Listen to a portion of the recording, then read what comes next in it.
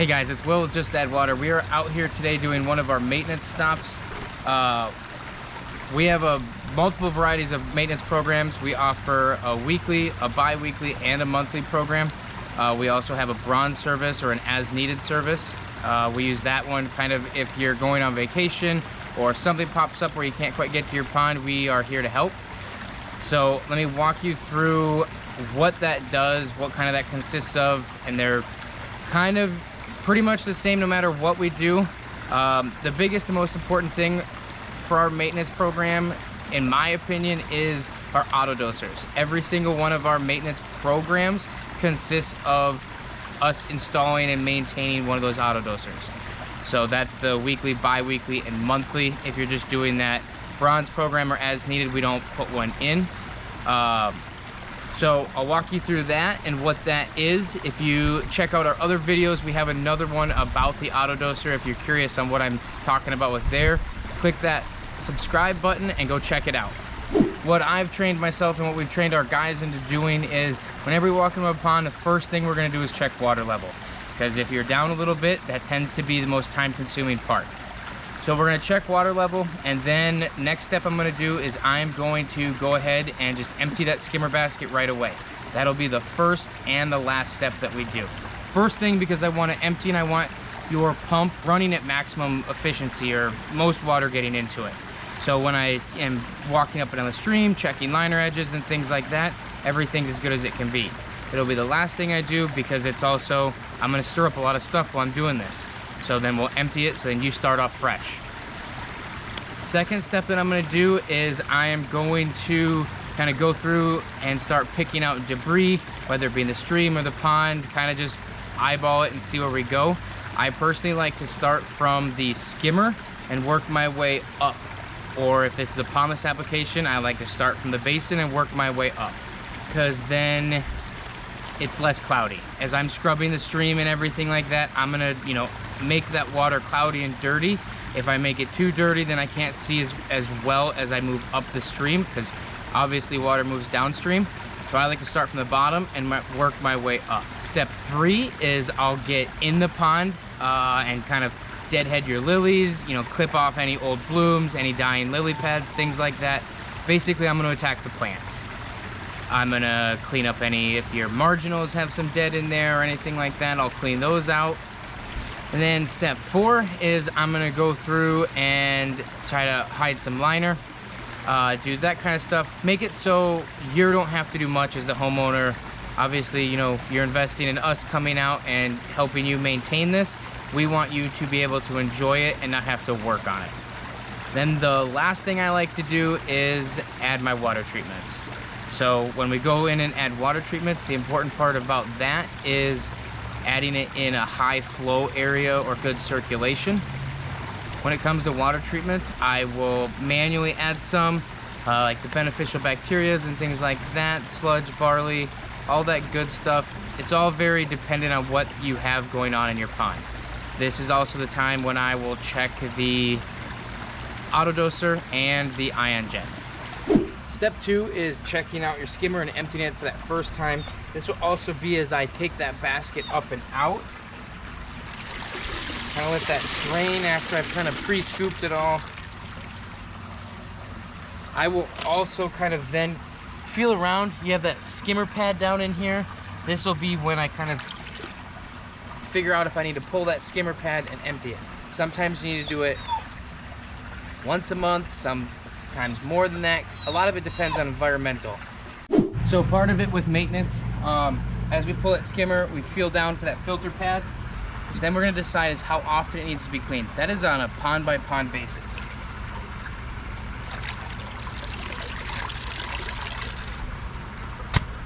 Okay, so this is the skimmer pad. You can clean this as much as you want. We got a lot of nastiness on there. So you can see that's pretty gross. Make sure you get both sides.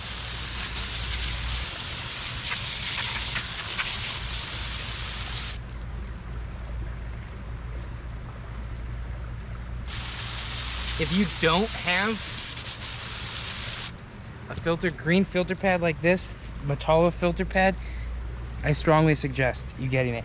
Super easy to clean, doesn't hold as much, and then it's just, it lasts longer and it's easier to clean. Maintenance is so much easier on this than the old style. They're normally white or almost more clothy, but you can like see through it. This thing just got like 8 pounds lighter or something like that. I don't know, I'm not a pond guy. All right, our pumps are back in. Our freshly cleaned skimmer pad is back in.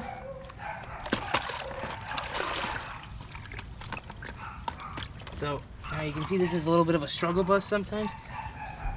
The way this is designed on your skimmer rack, it just means that filter pad probably is a little too far forward and not snug against the back. So right here is a great example of things we definitely look for in the stream as we're doing maintenance. You know, we've got lots of annual flowers. They drop, they die, leaves fall down out of the trees, especially in the fall. So this situation right here is what we would call a leaf dam. So as those leaves fall, they're gonna hit gravel and everything that's gonna kind of grow in through here. And then what that does is that can, obviously it's a dam, right? So it's gonna back water up. So your water level is going to go higher upstream, which can then cause you to go over the liner edge. It's a much more common issue in the fall, but it is something we can experience any day of the year, you know, especially if we have rain like we did last night, wind, anything like that. So that's something to keep an eye out for. If you all of a sudden had water loss, when was the last time your stream was cleaned? The one thing we've got going that's kind of unique, kind of different than a lot of features we see is we have a lot of like naturalized moss in here. So one of the tricky parts about that moss, once it started establishing, is the maintenance side of things. Moss is obviously very, very low maintenance. One thing I struggled with learning about it was when we get this type of situation, it looks a lot like string algae floating in your stream. It's not. So last season I was constantly pulling it because I didn't know what it was. I was just kind of, you know, rushing through things. Well, now that I realized it, my moss is doing a lot better this year because I'm not constantly pulling it off and it's spreading much better to other rocks. So here's a really cool part of having a water feature in your backyard, I guess. I'm gonna kind of nerd out, geek out a little bit. So we're going through maintenance. We've been scrubbing. There hasn't been a lot to scrub, and some days that's normal, some days that's not. And when I say days, I literally mean days, and that's what kind of makes it so cool. With the way we hit ponds, it's the natural total ecosystem approach, and that's exactly what we have going on right now. As we've been coming up the stream, hasn't been a whole lot to do. The rocks have looked a lot like this. So you can tell we've kind of got some greenish looking rocks. That's biofilm, that's normal. When I scrub this, you can't tell. Can't even tell I did anything. But now you can see we've got some residual string algae building up, or residual meaning we've been trying to kill it for a while. So this will come off, maybe. That's the beauty and frustrating part of string algae is, yeah, see now it looks like I've actually been here and done something. Or like this rock here where we've got it. And now check this out. We've got these little, cute little baby snails growing in. They're completely harmless. All they are means we have a super healthy ecosystem. And you can see here, we've kind of got a deeper, slower section of the pond, or the stream. So we're a little sludgy. And guess what? That's good, that's healthy. So we're gonna break that up. We're gonna let that take it downstream. That's all that's gonna go down into the skimmer and back up into our BioFall. This is exactly why we start at the bottom and work our way up. If I would have started right here, then I wouldn't be able to see all the cool stuff going on downstream. So we'll scrub this off. Maybe a little bit. You can see we still got those snails. I'm not gonna pick on those guys a little bit too much. They're kind of loving life in here. I love them being in here. All of this is good, healthy signs that everything is functioning normally in this feature. Look at those fishes eating all the stuff I was scrubbing down. You can see the fish have moved into the bottom of the waterfall. That's really common to see as we're scrubbing the stream. Like, we break up all that loose algae. Your fishies love snack time, and that's all this is. One of the frequently asked questions we get is, what do we do about the filter pads? So you've seen us clean off the skimmer pad. That's part of maintenance. You can clean the pad in your skimmer as frequently as you want. That is designed to block the big debris that gets past your basket or your net. We don't want that going in your pump.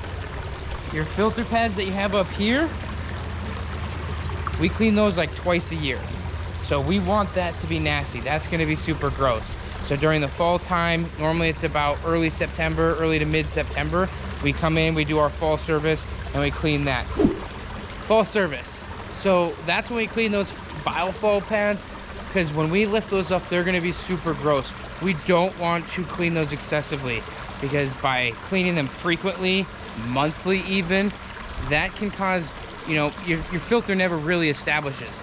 The way that product and that BioFall is designed is for those to get gross, because that sludge level that gets on those pads, that's actually your beneficial bacteria and everything growing, because that's exactly what that filter pads is. It's media for your beneficial bacteria and enzymes to grow on.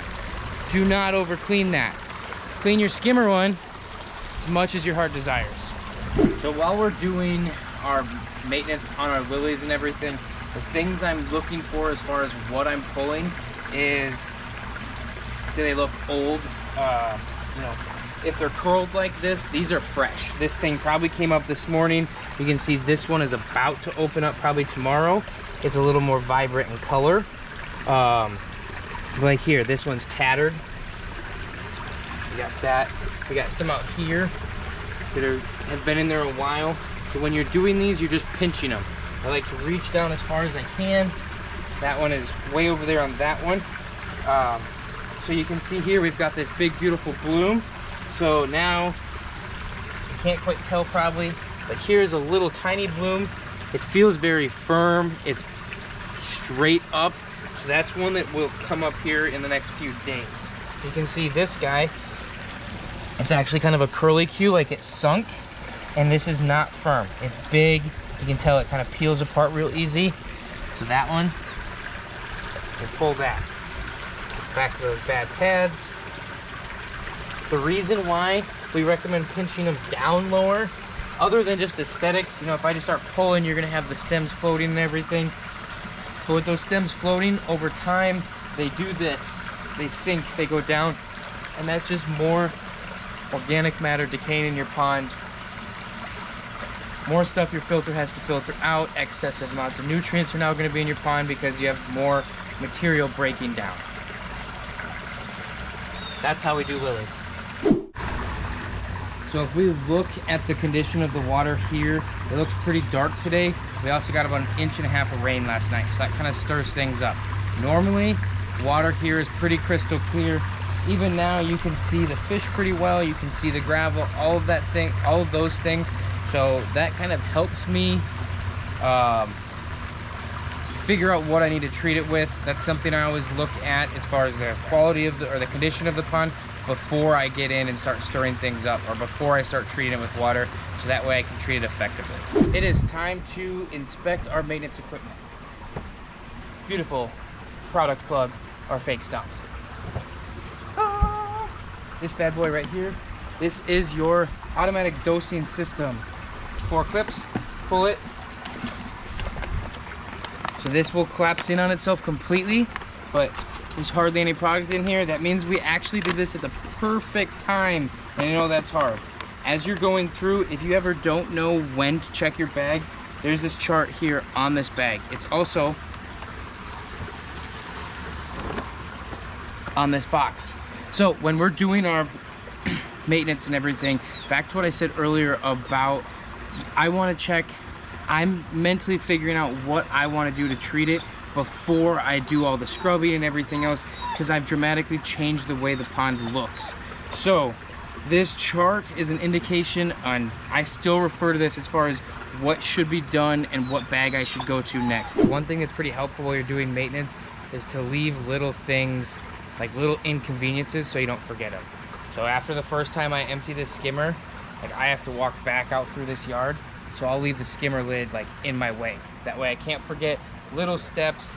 You know, everyone's busy, their phone rings, dogs whine, anything like that. Something always distracts your attention.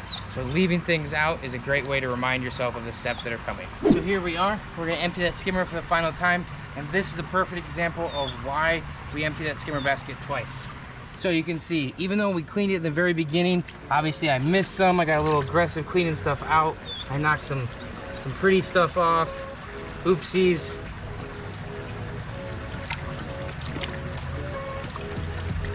Ta.